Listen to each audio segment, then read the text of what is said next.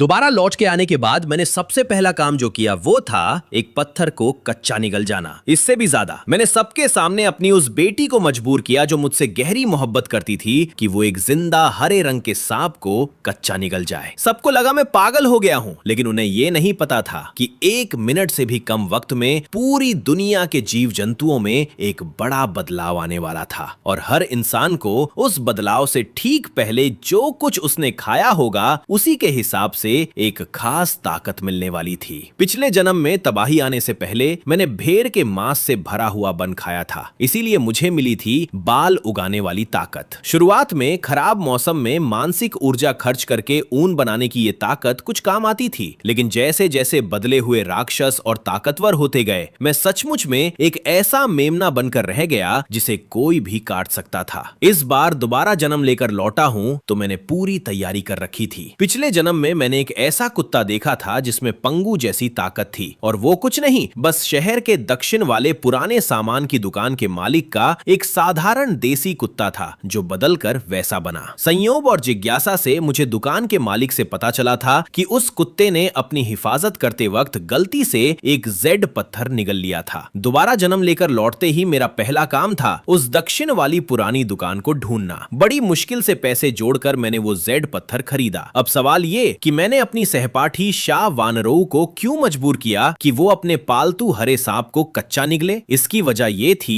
कि शाह वानरों असल में मुझे पसंद करती थी। पिछले जन्म में जब तबाही आई तब भी शाह वानरों ने मेरा साथ कभी नहीं छोड़ा था। उससे बर्फ तत्व की ऐसी ताकत मिली थी जो अकेले भी उसे तबाही के बाद वाली नर्क जैसी दुनिया में जिंदा रख सकती थी, लेकिन फिर भी वो पूरी शिद्दत से मेरे साथ रही, मुझे बचाती रही जिसकी ताकत बेकार जैसी थी। आखिर में मेरी वजह से ही हम दोनों को साथ में तकलीफ झेलनी पड़ी। इस बार दोबारा जन्म लेकर लौटा हूं तो जाहिर है मुझे उसकी मदद करनी थी ताकि उसे एक और भी ताकतवर शक्ति मिले। पिछले जन्म में शाह वानरों का यही पालतू हरा सांप बदलाव के असर से एक अजगर ड्रैगन में तब्दील हो गया था। अगर वो लड़ाई में दक्षिण वाली दुकान के पहरेदार कुत्ते से ना हारा होता तो आगे चलकर उसके 5 पंजों वाले असली ड्रैगन में बदलने के काफी आसार थे। कच्चा निगलने की जिद इसलिए थी क्योंकि पिछले जन्म में इंसानों ने खुद ये अनुभव से सीखा था कच्चा निगलने से ताकत का असर सबसे बेहतरीन होता है। अगर मेरा अपना जेड पत्थर इंसानी ताकत से काटा ना जा सकता तो मैं उसे भी शाह वानरों के साथ आधा आधा बांट लेता। फिर भी ये दूसरे दर्जे का अजगर ड्रैगन भी शाह वानरों की पिछले जन्म वाली बर्फ की ताकत से कई गुना बेहतर था। मेरी इस जिद के सामने शाह वानरों के चेहरे पर उलझन साफ झलक रही थी।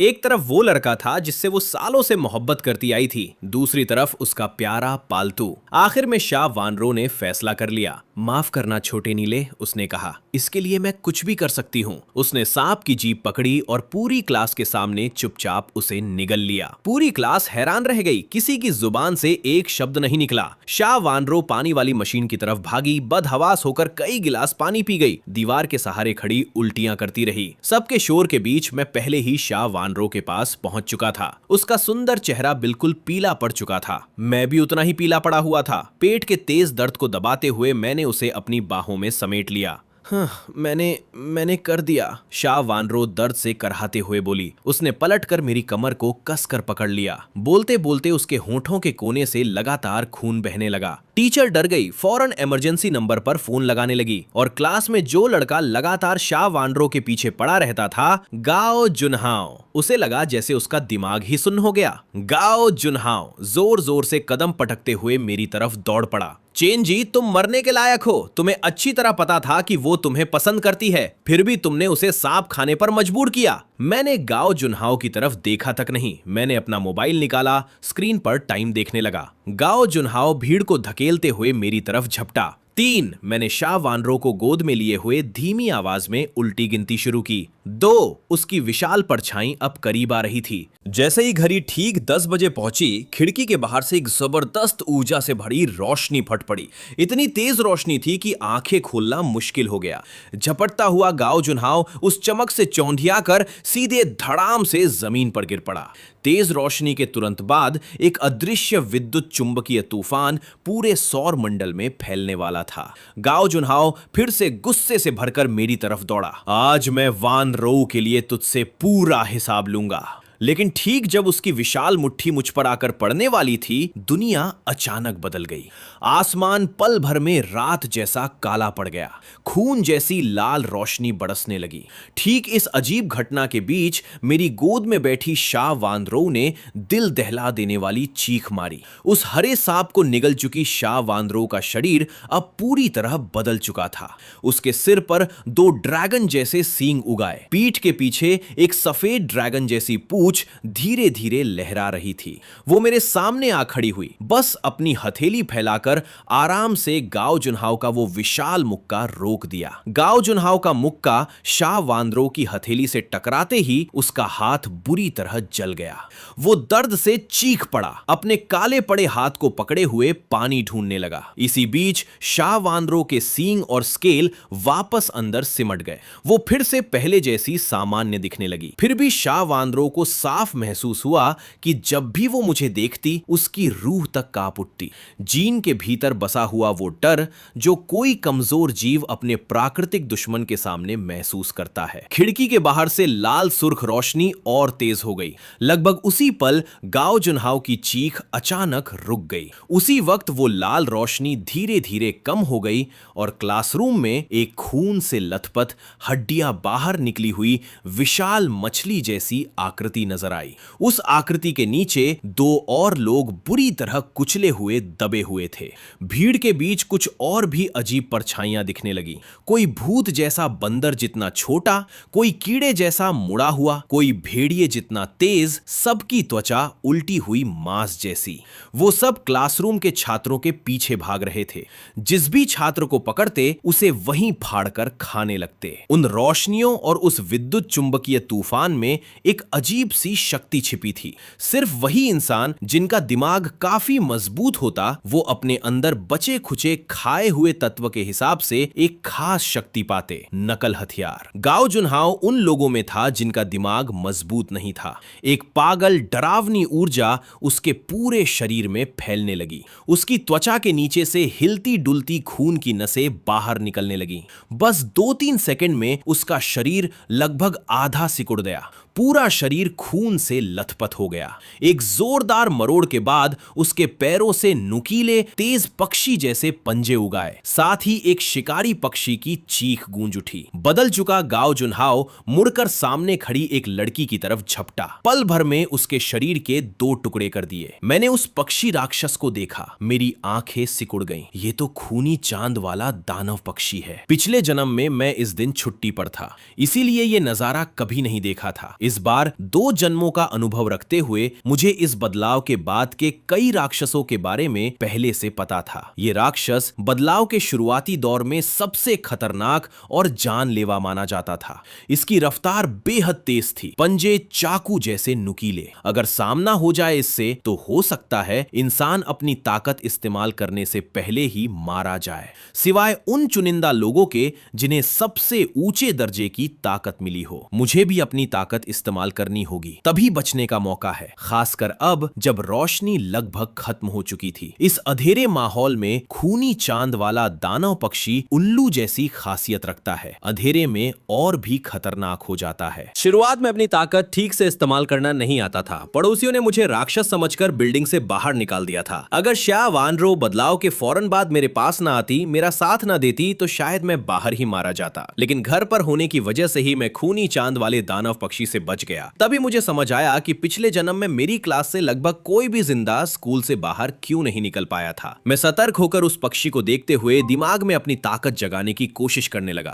तभी मेरे दिमाग में अपनी शक्ति की पूरी जानकारी उभर आई। मेरी आंखों में चमक आ गई। खूनी चांद वाला पक्षी, तेरे ऊपर ही हाथ आजमा लेता हूं। मैंने जमीन पर पैर पटका। सुनहरी रोशनी मेरे शरीर से फूट पड़ी। मेरे सिर पर काला सुनहरा उड़ने वाली मछली जैसा हेलमेट आ गया। सुनहरे लटकन आग की तरह पीछे लहराने लगे। ड्रैगन के तराशे जैसे काले सुनहरे कवच ने मेरा पूरा शरीर ढक लिया। मेरे पहले से ऊंचे शरीर को और भी ताकतवर बना दिया। पीठ पर हल्का नीला बैंगनी धुआं मंडराने लगा, बिल्कुल किसी देवता जैसे योद्धा की तरह अजय। मेरा पंगु युद्ध कवच अभी बुलाया ही था कि पास खड़ी शाह वानरो सांस रोककर पूजा भरी नजरों से देखने लगी। वही बदले हुए क्लासमेट्स जैसे किसी बड़े उकसावे में आ गए हों, मेरी तरफ काटने के लिए झपटने लगे। सबसे पास वो विशाल मछली राक्षस था, करीब 4 मीटर ऊंचा। पहुंचा। जब मेरी नजर उससे टकराई, शायद उसकी बची हुई इंसानी याद जाग उठी। उसके भीतर छुपा डर उभर आया। वो विशाल बदशक्ल राक्षस गुस्से में दहाड़ते हुए मेरी तरफ झपटा। पास खड़ी मजबूत श्या वानरो अपनी ताकत जगाने ही वाली थी, पर मैंने हाथ से रोक दिया। मैं खुद उस मछली राक्षस की तरफ दौड़ पड़ा। पल भर में दो परछाइयां, एक बड़ी एक छोटी, आपस में टकरा गईं। अदृश्य ऊर्जा की लहर फूट पड़ी। जमीन हमारी ताकत से फट गई। मेरा कवच पहने कद करीब 2 मीटर था, फिर भी उस 4 मीटर के विशाल राक्षस के सामने मैं छोटा लग रहा था।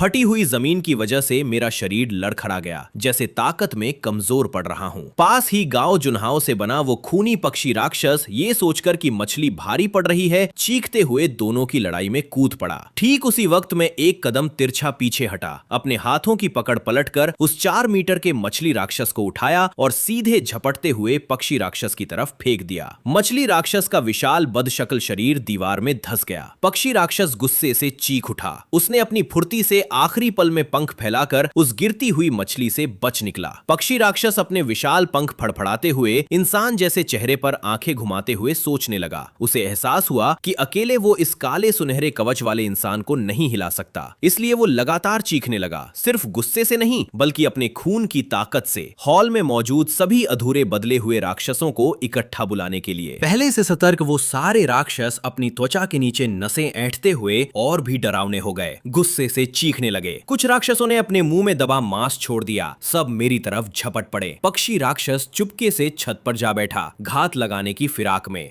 मैंने अपना दाहिना हाथ कसकर मुट्ठी बनाई। पीठ पर मंडराता धुआं पल भर में एक काला सुनहरा तेज धार वाली विशाल कुल्हाड़ी में बदल गया। उन डरावने राक्षसों के सामने मैं पीछे नहीं हटा, बल्कि जमीन को तोड़ते हुए तूफान की तरह 4 राक्षसों की तरफ झपटा। हवा में शरीर घुमाते हुए हाथ में कुल्हाड़ी किसी ड्रैगन की तरह घूमी। एक चमक चमकी और चारों बदले हुए राक्षस लगभग एक साथ 2-2 टुकड़ों में कट गए। छत पर बैठा पक्षी राक्षस चीखते हुए मुझ पर झपटा, आखिरी दांव खेलने की कोशिश में। लेकिन मैंने बस मुस्कुराते हुए अपनी कुल्हाड़ी को ऊपर की तरफ काटा। एक रोशनी की लकीर कुल्हाड़ी से फूटकर विशाल हो गई। पक्षी राक्षस सीधा कमर से 2 टुकड़ों में कट गया। पक्षी राक्षस के खत्म होते ही पूरा क्लासरूम शांत पड़ गया। मौजूद सारे छात्र इस पूरे नजारे को देखकर सन्न रह गए और बचे हुए राक्षस भी मुझसे उठती ताकतवर ऊर्जा को भांपकर हरकत रोककर मुझे देखने लगे। मैंने बिना किसी हिचक के छलांग लगाई। बिजली जैसी रफ्तार से बाकी राक्षसों पर टूट पड़ा। बस 3 मिनट में क्लासरूम के सारे बदले हुए राक्षस साफ हो चुके थे। बचे हुए जिंदा लोग शोर मचाकर बाहर निकलने की जिद करने लगे। मैं ठंडे चेहरे के साथ मंच पर चढ़ा। सब चुप हो जाओ। मेरे बोलते ही पूरा क्लासरूम शांत पड़ गया। क़यामत आ चुकी है। बाहर हर तरफ राक्षस भरे हैं। जो जिंदा रहना चाहता है वो मेरी बात सुने। मैंने अभी बोलना खत्म ही किया था कि दरवाजे के बाहर एक विशाल नर्क कुत्ता दांत दिखाते हुए, जबान लपलपाते हुए क्लासरूम के अंदर सबको घूरने लगा। गहरी गुर्राहट पूरे कमरे में गूंजने लगी। ठीक उसी वक्त भीड़ में से किसी लड़की ने चीख मार दी। नर्क कुत्ता उसकी चीख सुनकर और ज्यादा उग्र हो गया। मेरी भौहें सिकुड़ गईं। मैं जानता था पिछले जन्म में यही नर्क कुत्ता स्कूल में शिकार करके विकसित होकर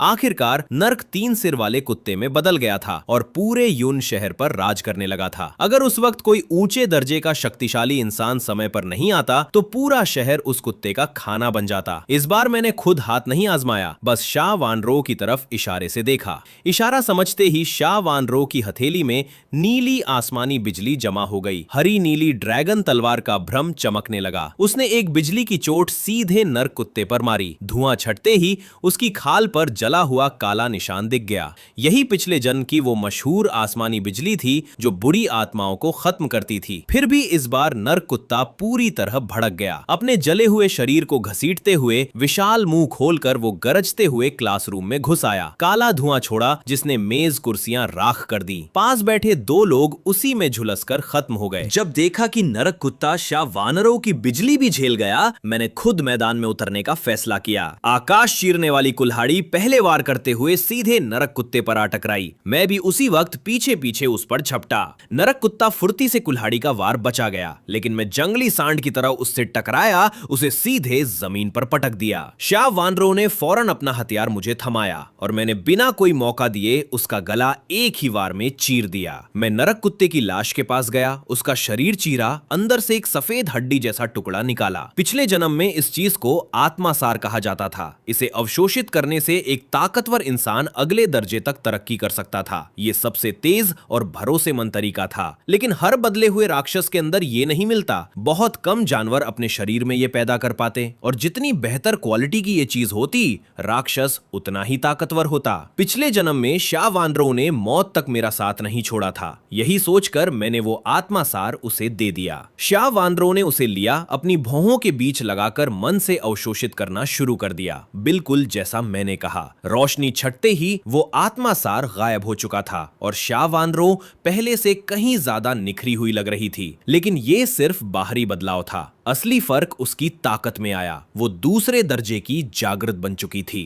इस शुरुआती दौर की तबाही में दूसरे दर्जे की ताकत ज्यादातर मुश्किलों से निपटने के लिए काफी थी। मैं उस लड़की के पास गया जिसने चीख मारकर नरक कुत्ते को बुलाया था। बिना कुछ कहे एक ही वार में उसका सिर काट दिया। सिर लुढ़क कर जमीन पर गिर गया। मेरी आंखों में ठंडी सख्ती थी। कयामत की दुनिया में बेवकूफी की कीमत जान से चुकानी पड़ती है। अब वहां मुश्किल से 10-12 लोग जिंदा बचे थे। चेन जी, अब हम पूरी तरह तुम्हारी बात मानेंगे, जो कहोगे वही करेंगे। ठीक उसी वक्त क्लासरूम के बाहर से किसी की दर्दनाक मदद की गुहार सुनाई दी, राक्षसों की दहाड़ के साथ मिलकर। मुझे पता था स्कूल के राक्षस अब झुंड बनाकर इकट्ठा हो रहे थे। पिछले जन्म में स्कूल में छात्रों की भीड़ इतनी ज्यादा थी कि बहुत सारे लड़के लड़कियां बदलकर राक्षस बन गए और स्कूल में एक पूरी राक्षस फौज खड़ी हो गई थी। इस बार मैं आकाश चीरने वाला कवच जगा चुका था। फिर भी हजारों राक्षसों के सामने अकेले टिकना नामुमकिन था। मैंने फौरन फैसला लिया, क्लासरूम का दरवाजा बंद कर दिया। बेवकूफों की तरह मत खड़े रहो, जल्दी से मेज कुर्सियां ले आओ, खिड़की दरवाजे बंद करो।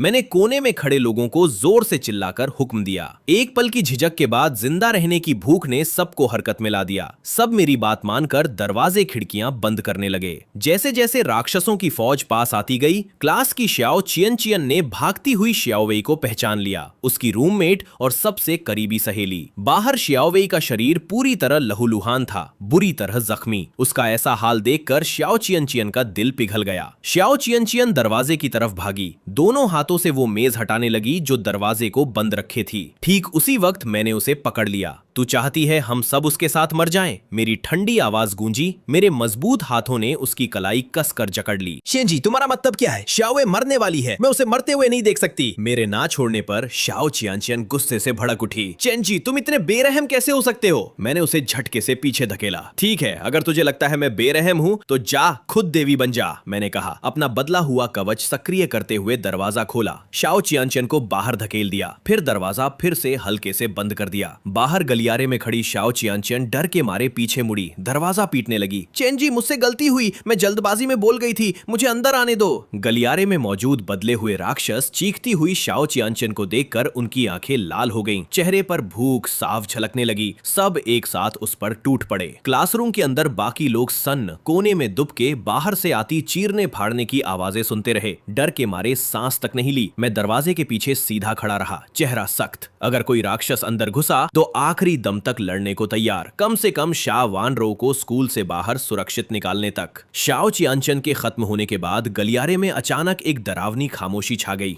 क्या हुआ? इतनी अचानक शांति क्यों? क्या वो राक्षस चले गए? छात्र एक दूसरे को देखने लगे, गलत फहमी में कि शायद अब वो सुरक्षित हैं। फिर भी कोई हिलने की हिम्मत नहीं कर रहा था। सब मुझे ही देख रहे थे। पिछले अनुभव से उन्हें समझ आ चुका था कि जिंदा रहना है तो मुझ पर ही निर्भर रहना होगा। मैंने दरवाजे की छोटी खिड़की से बाहर झांका। वो सारे राक्षस अजीब तरह से जमीन पर दुबके हुए कांप रहे थे, जैसे किसी चीज से बुरी तरह डरे हुए हों। सामान्य तौर पर श्याओ चियन को खाने के बाद इन राक्षसों का अगला निशाना क्लासरूम के बाकी लोग होने चाहिए थे, ना कि वहीं दुबके रहना। मेरे मन में उलझन बढ़ गई। पिछले जन्म में तबाही के वक्त मैं स्कूल में था ही नहीं, इसलिए आगे क्या होने वाला है इसका मुझे कोई अंदाजा नहीं था, बल्कि दिल में एक अजीब सी खतरे की आहट होने लगी। चेंजी, बाहर क्या हो रहा है? शाह वानरो ने पूछा, अपनी तलवार कसकर पकड़े हुए, तैयार कि अगर कुछ हुआ तो सबसे पहले मेरी हिफाजत के लिए दौड़ेगी। मैंने पलटकर उसे देखा, सिर हिलाया। अभी पता नहीं, फिलहाल मत हिलो, स्थिति देखते हैं। मेरी बात खत्म होते ही बाहर अजीब सी आहट शुरू हो गई। अजीब कदमों की आवाज धीरे धीरे क्लासरूम की तरफ बढ़ती हुई। हर कदम की आवाज मानो सबके दिल पर हथौड़ा मार रही थी। क्लासमेट्स, बाहर आओ खेलने, मैं तुम्हारा बहुत इंतजार कर रही थी। मेरे पास स्वादिष्ट चीजें हैं, तुम्हें भी बांटूंगी।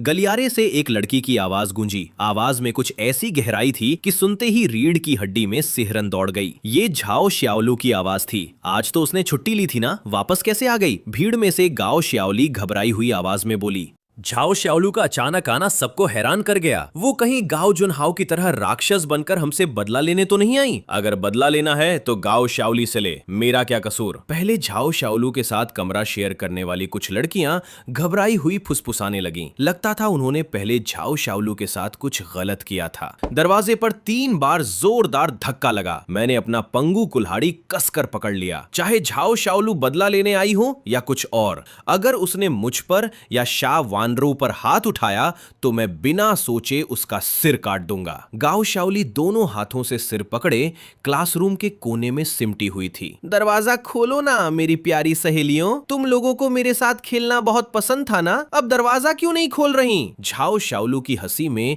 एक अजीब सी डरावनी गूंज थी। धक्के लगातार जारी रहे। अगले ही पल दरवाजा जोर से टूटकर खुल गया। एक इंसानी शक्ल वाला राक्षस दरवाजे पर खड़ा हो गया। मिल गई तुम लोग। झाओ शाओलू हंसी, फिर उसके 8 पैर एक साथ हरकत में आए। पल भर में क्लासरूम के अंदर घुस आई। बदलने के बाद झाओ शाओलू का शरीर पहले से कई गुना बड़ा हो चुका था। अंदर घुसते ही उसने आधा क्लासरूम घेर लिया। शाओलू मुझे माफ कर दे। गाओ शाओली को समझ आ गया था कि आज बचना मुश्किल है। वो घुटनों के बल गिरकर झाओ शाओलू के सामने माफी मांगने लगी। माफ? क्या तूने कभी सोचा था आज का दिन आएगा? अब माफी मांगकर मुझसे माफी की उम्मीद रखना कितना हास्यास्पद है। झाओ शाओलू पागलों की तरह मुस्कुराई। उसका शरीर बुरी तरह कांप रहा था। पुराना दर्द याद कर उसका दिमाग भड़क उठा था और अब जब उसके पास ताकत थी बदला लेने की, उसे एक अजीब सी खुशी महसूस हो रही थी। हाँ, यही थी जिसने वो किया। गाओ शाओली की एक और रूममेट आगे बढ़कर बात को और भड़काते हुए दरवाजे की तरफ भागने लगी। तू बच नहीं सकती। झाओ शाओलू की नजरें ठंडी पड़ गईं। धड़ाम! दरवाजा अपने आप बीच से बंद हो गया। ये देखकर मुझे हैरानी हुई। झाओ शाओलू शायद कोई मकड़ी खा चुकी थी, इसीलिए ये बदलाव आया था। लेकिन वो पहले से ही मानसिक ताकत से चीजों को नियंत्रित कर सकती थी, यानी वो पहले दर्जे की चोटी के करीब पहुंच चुकी थी। झाओ शाओलू का ध्यान मेरी तरफ नहीं था। पल भर में वो भागती हुई लड़की के सामने पहुंच गई। अपने नुकीले पंजों से उसे बीच से 2 टुकड़ों में चीर दिया। एक हिस्सा मुंह में डालकर चबाने लगी। इस खूनी नजारे को देखकर कई छात्र वहीं उल्टी करने लगे। गाओ शाओली को ना जाने कहां से हिम्मत आई। जमीन पर पड़ी एक मेज की टांग उठाई, झाओ शाओलू के पास दौड़कर उसके पैर पर वार कर दिया। लेकिन वो वार ऐसे लगा जैसे लोहे पर लगा हो। कोई असर नहीं हुआ, बल्कि टांग टूटकर जमीन पर गिर पड़ी। झाओ शाओलू को गाओ शाओली के इस हमले का एहसास हुआ। उसने हंसते हुए गाओ शाओली को हवा में उठा लिया। इतनी जल्दबाजी क्यों? फिर धीरे धीरे उसे अपने मुंह के पास लाने लगी। उसकी जबरदस्त मानसिक ताकत ने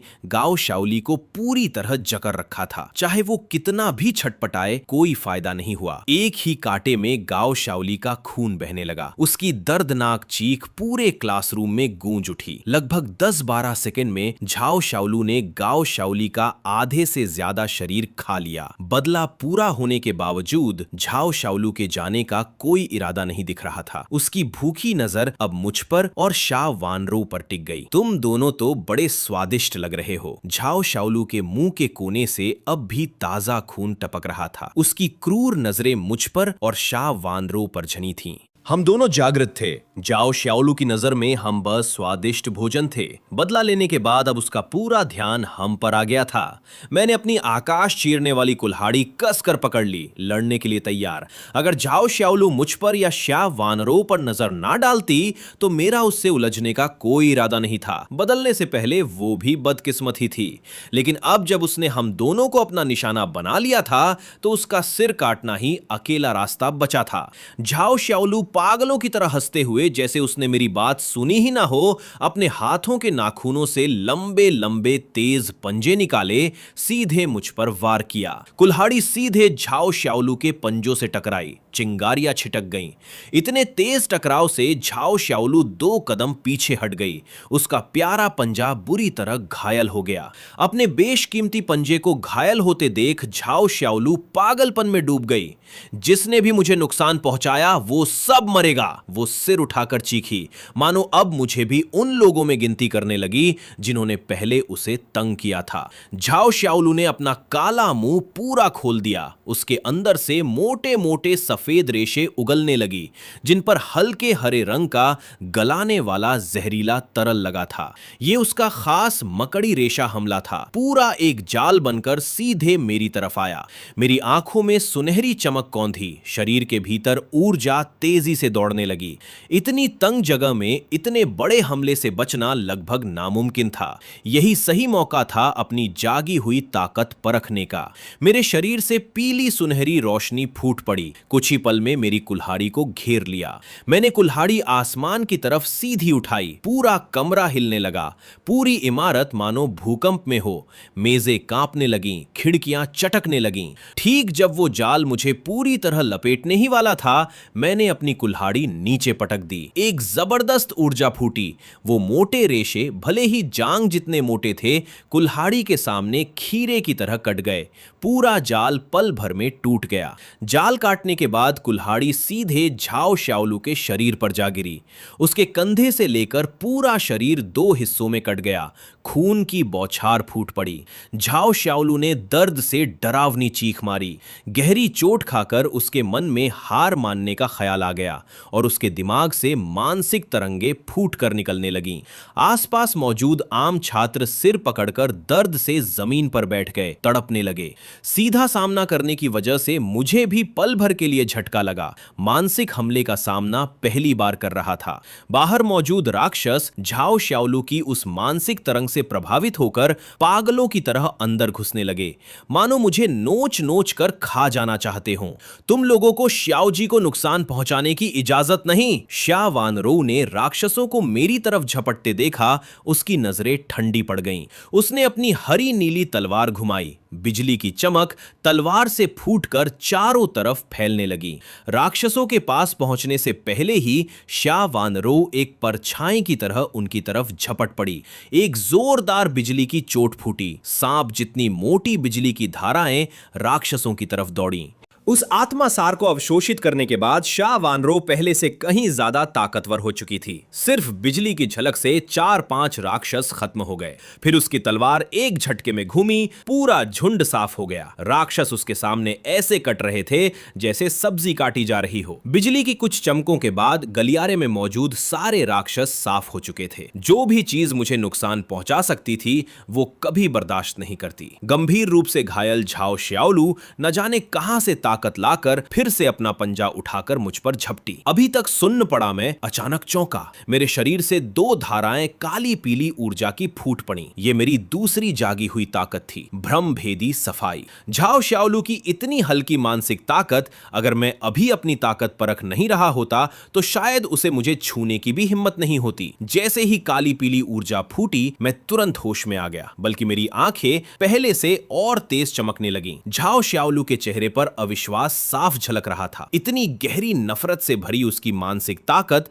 शुरुआती दौर में काफी ऊंचे स्तर की मानी जाती थी। एक सामान्य जागृत इंसान अगर सीधे इसका शिकार होता तो शायद लंबे वक्त तक बेहोश पड़ा रहता, लेकिन मैंने बस पल भर में उसे तोड़ दिया, जो उसके लिए बेहद हैरान करने वाला था। मैं बस हल्का सा मुस्कुराया, कोई सफाई नहीं दी। एक ऊर्जा की लहर मेरी कुल्हाड़ी में समा गई। मैंने घुटने मोड़े। अगले ही पल एक पीली बिजली चमकी। पहले से आधा कटा हुआ झाओ शाओलू का शरीर पल भर में खून की बारिश में बदल गया। मांस के टुकड़े क्लासरूम में बिखर गए। इस खून की बारिश के बाद बहुत से छात्रों का होश ठिकाने आ गया। इस राक्षसों से भरी कयामत की दुनिया में जिनके पास कोई ताकत नहीं जागी थी, अब उनकी बस एक ही उम्मीद थी, मुझसे और शा वानरो से चिपके रहना। अगर हम दोनों में पुराने सहपाठी वाली थोड़ी भी हमदर्दी बची रहे तो शायद उनके जिंदा रहने का कोई मौका हो। खून की बारिश थमने के बाद झाओ शाओलू जहां खड़ी थी वहां एक सफेद क्रिस्टल पड़ा हुआ था। उम्मीद के मुताबिक यह भी वैसा ही क्रिस्टल था जो ताकत बढ़ाता है। इसी बीच वहां हवा में 2 काली धुंध की लहरें मंडरा रही थीं। शायद झाओ शाओलू की मरने से पहले वाली नफरत और पीड़ा।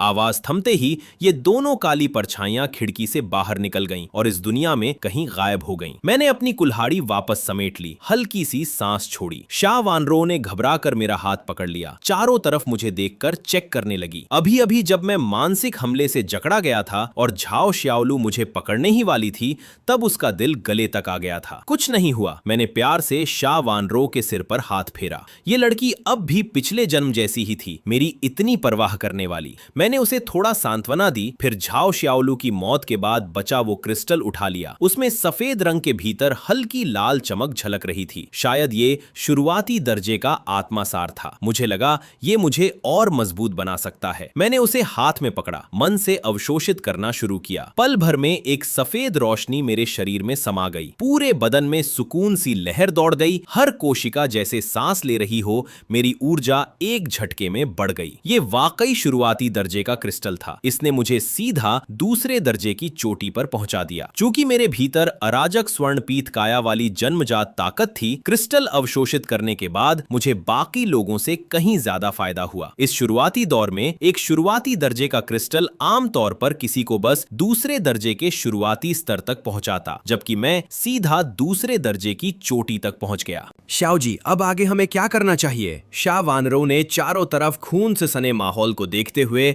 मेरी बांह पकड़े हुए पूछा। इतनी डरावनी और अजीब स्थिति का सामना मैं भी पहली बार कर रहा था। दिमाग में अभी कोई पक्की योजना नहीं थी। हम जाग चुके हैं, अब बस हमें लगातार अपनी ताकत बढ़ाते रहना है। इस कयामत की दुनिया में जागे हुए इंसान भी राक्षसों के लिए स्वादिष्ट भोजन है। जैसे जैसे वक्त बीतेगा, राक्षस इंसानों और एक दूसरे को खाकर लगातार और ताकतवर होते जाएंगे। जो भी राक्षस हमें मिलेंगे वो पहले से ज्यादा खतरनाक होंगे। जिंदा रहना है तो हमें लगातार तरक्की करते रहना होगा। मेरी आंखों में सुनहरी चमक कौंधी। मेरी बात सुनकर शा वानरो भी सोच में पड़ गई। उसे कैसे तरक्की करें इसकी ज्यादा समझ नहीं थी। वो बस मेरे पास रहकर मेरी हिफाजत करना चाहती थी और जो भी मुझे खतरा बने उसे खत्म करना चाहती थी। झाओ श्याओलू के मरने के बाद फैली खून की गंध ने स्कूल में मौजूद बाकी राक्षसों का ध्यान खींच लिया। उसके जैसे ऊंचे दर्जे के राक्षस का मांस खून बाकी राक्षसों के लिए भी एक कीमती खाना था। इस गंध को सूंघते ही वो सब हमारे क्लासरूम की तरफ बढ़ने लगे। मैंने शा वानरो का हाथ पकड़ा, निकलने की तैयारी की। तभी क्लास का अमीरजादा हुआंग तियान आगे आया। हुआंग तियान के घर वालों के पास काफी दौलत थी। वो रोज मर्सिडीज में स्कूल आता था, लेकिन एक अमीर बेटे की आंखों में हमेशा पैसा ही सब कुछ होता है। उनके लिए पैसा हर मुश्किल हल कर सकता है। मैं हल्का सा हंसा। ये हुआंग तियान भी सच में भोला है। मेरा ये रवैया देखकर हमेशा घमंड में डूबा रहने वाला हुआंग तियान गुस्सा नहीं पी पाया, लेकिन अभी वो बात पूरी भी नहीं कर पाया था कि मेरा चेहरा सख्त हो गया, जिससे डरकर हुआंग तियान की आवाज गले में ही अटक गई। मैंने हुआंग तियान के कंधे को पकड़ा, हल्के से जमीन की तरफ धकेला। अगले ही पल वो बेजान होकर जमीन पर गिर पड़ा। उसमें जिंदगी की कोई निशानी नहीं बची थी। आसपास के छात्र ये देखकर डर के मारे पीछे हट गए, दहशत से मुझे देखने लगे। अब मेरे लिए किसी को मारना चींटी मसलने जितना आसान था। हुआंग तियान को ठिकाने लगाने के बाद मैं शा वानरो को साथ लेकर क्लासरूम से बाहर निकल गया। बाकी छात्र आपस में थोड़ी बातचीत करके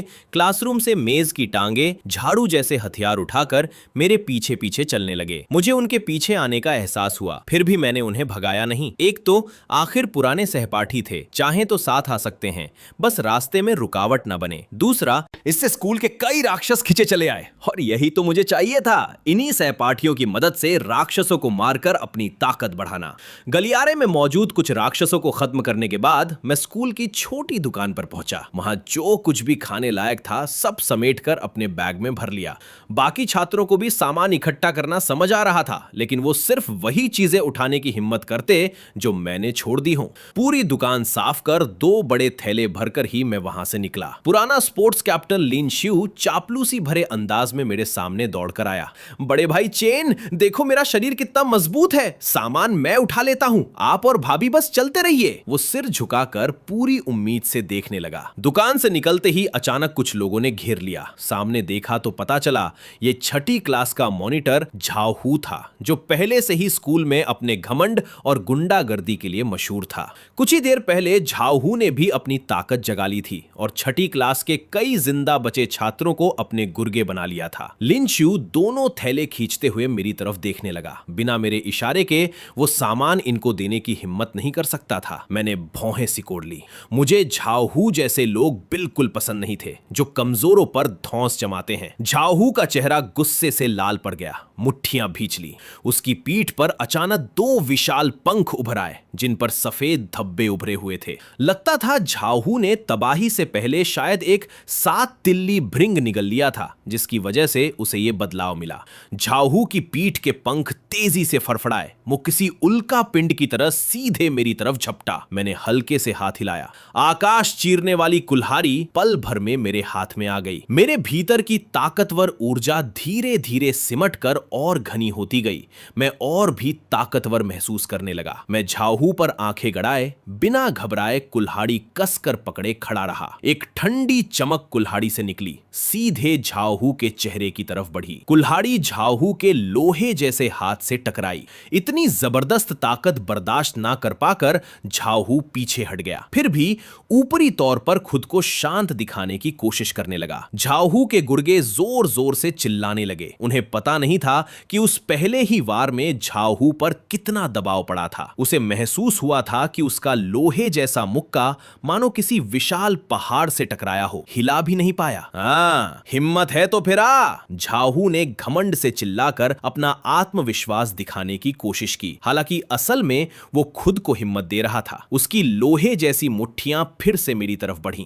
तू शियाओजी को नुकसान पहुंचाने की हिम्मत कैसे कर सकता है? मैं कुछ करता उससे पहले ही शा वानरो बीच में कूद पड़ी। उसके पूरे शरीर पर कवच जैसी चमक थी। हाथ में तलवार बिजली से चमक रही थी, सीधे झाऊ की तरफ तानी हुई। झाऊ को उस जबरदस्त ऊर्जा का एहसास हुआ। डर से पसीना छूट गया। उसने बस अपने हाथ सामने रखकर मुश्किल से बचाव किया। शा वानरो की तलवार से निकली तेज बिजली वाली चोट झाऊ के दोनों हाथों को लाल जला हुआ कर गई। तुम दोनों पति पत्नी मिलकर हमला करोगे? ये तो बेशर्मी है। झाऊ के एक गुर्गे ने नाइंसाफी की शिकायत की, पर शा वानरो की एक गुस्से भरी नजर ने उसे तुरंत झाऊ के पीछे छिपा दिया। वानरो, तुम पीछे हटकर आराम करो, बाकी मुझ पर छोड़ दो। मैं शा वानरो के आगे आ खड़ा हुआ। मुझे भी जानना था कि दूसरे दर्जे की चोटी तक पहुंचने के बाद मेरी ताकत असल में कितनी है। श्याओजी, शा वानरो ने चिंता से पुकारा। उसने देखा कि मैं इतने पक्के इरादे से आगे खड़ा हूं। वो मेरी हिफाजत के लिए हमेशा तैयार रहती थी, लेकिन जो काम मैं खुद करना चाहता उसमें वो बीच में नहीं आती। जब मैंने अकेले सामना करने की जिद दिखाई तो वो बस पीछे खड़ी होकर ध्यान से देखने लगी। मत सोचो तुम जीत ही गए। तुझे मारकर फिर तेरे पीछे खड़ी उस लड़की से भी निपट लूंगा। 2 बार पीछे हटने के बावजूद झाऊ का घमंड कम नहीं हुआ था। उसके पंख तेजी से कांपने लगे। वो अपनी पूरी रफ्तार पर आकर सीधा मेरी तरफ झपटा। 7 तिल्ली भृंग वाली ताकत की वजह से उसकी त्वचा हीरे जितनी सख्त हो चुकी थी। झाऊ को यकीन नहीं था कि मेरी टूटी फूटी कुल्हाड़ी उसकी रक्षा को भेद पाएगी। उसे लगता था अगर मैं उसकी रक्षा तोड़ ना सका तो वो मौका पाकर मुझे खत्म कर देगा। मैंने आकाश चीरने वाली कुल्हाड़ी उठाई। दर्जा बढ़ने के साथ इसकी ताकत भी बढ़ चुकी थी। आकाश भेदी वार चलाते ही मेरे शरीर के इर्द गिर्द एक ऊर्जा की परत उभर आई, मानो कोई अदृश्य कवच बन गया हो। कुल्हाड़ी सीधे झाऊ के शरीर पर जा गिरी। तेज ऊर्जा की लहरें चारों तरफ फैल गईं। हवा में तूफान जैसा झोंका उठा। कुछ ही पल में झाऊ के मजबूत पंख टुकड़े टुकड़े होकर हवा में बिखर गए। झाऊ की रक्षा टूट चुकी थी। वो खास तौर पर रक्षा शक्ति पर भरोसा रखता था, फिर भी मेरे एक ही वार को झेल नहीं पाया। उसका आखिरी सहारा जाते ही अब उसका शरीर पूरी तरह कमजोर पड़ गया था। कुल्हाड़ी दोबारा नीचे की तरफ चली। झाऊ का एक हाथ पूरी तरह अलग कर दिया। पूरी जमीन खून से लथपथ हो गई। झाऊ के पीछे खड़े उसके गुर्गों में से कुछ अभी भी उसका साथ देना चाहते थे, तो कुछ पहले ही मेरे सामने झुकने को तैयार हो चुके थे।